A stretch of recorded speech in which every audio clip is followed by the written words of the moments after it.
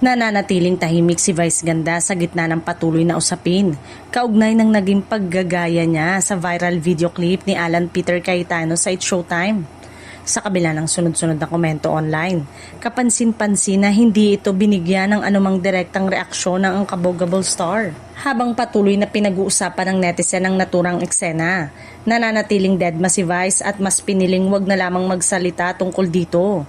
Para sa marami, isa itong senyales na hindi na niya nakikitang kailangan pang patulan ng anumang negatibong opinyon.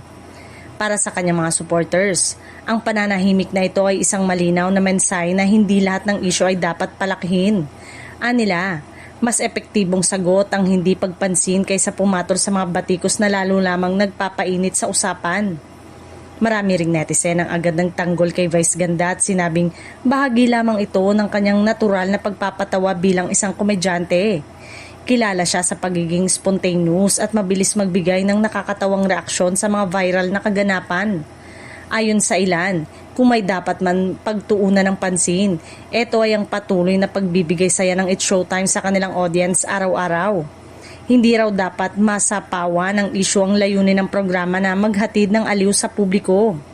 Sa huli, para sa maraming tagahanga ni Vice, sapat ng sagot ang kanyang deadma. Wala na raw kailangang paliwanag, lalo na kung naniniwala silang walang ginawang mali ang kanilang iniidolo at mas mahalaga ang pag-usad kaysa pakikipagbangayan.